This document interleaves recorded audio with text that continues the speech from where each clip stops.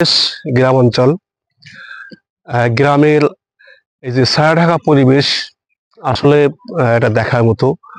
আর এই যে গ্রাম অঞ্চলের মানুষ যে পুকুর খনন করেন, চৈত্র মাস আসলেই তারা পুকুর শুকিয়ে দিয়ে পুকুর কাটাকাটি করেন। তার আসলে দেখতে খুবই সুন্দর লাগে। এটা কাটার পরে আবার মাছ চাষ করা হবে। আর এই যে পুকুরের ধারে দেখতেছেন কত সুন্দর তাল গাছ। এখন আমরা তাল গাছ লাগাই বিভিন্ন কারণে। আমরা জানি তাল গাছে যেটা যে বিদ্যুৎ চমকায়, তারও একটি ভারসাম্য রক্ষা করে আমাদের এই তাল গাছ। পাশাপাশি আমরা তালের রস খেয়ে থাকি, তালের তাল খেয়ে থাকি, তালের যে পিঠা বানায় সেটাও খেয়ে থাকি। তো তাল গাছের অনেকগুলা গুণ। আর গ্রাম অঞ্চলের মানুষ মূলত এই তাল গাছগুলা বেশিরভাগ পুকুরের ধারে, রাস্তার সাইডে, বেশিরভাগ গ্রাম অঞ্চলেই দেখা যায় এগুলা।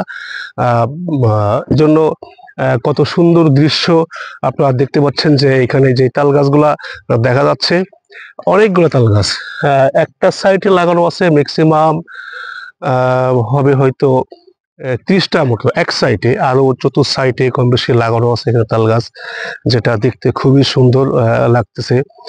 আমরা একটি সকালে একটি গরু খামারে আসছিলাম। এই খামারি এখানে গরু পোষা সহ পুকুর আছে, মাছ চাষ করে থাকেন, তারপরে ঘাস চাষ করে থাকেন। বিভিন্ন প্রজেক্ট নিয়ে একটি খামার অবস্থিত। এটা হচ্ছে সাতক্ষীরা কাটাকাটি আশাশুনি উপজেলার একটি গ্রাম। সেখানে মোসলেম উদ্দিন নামে এক ভদ্রলোক এই চাষগুলো করে থাকেন। সাহেব নাম আছে মোকসেদ সাহেব, যিনি এই চাষটা করে থাকেন।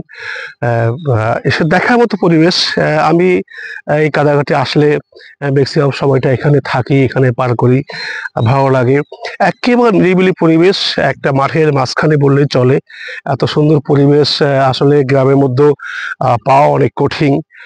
শহরে থাকতে থাকতে আসলে বোরিং ফিল করি, এই জন্য মাঝে মধ্যে এখানে এসে সময় কাটাতে খুব স্বাচ্ছন্দ্য বোধ করি।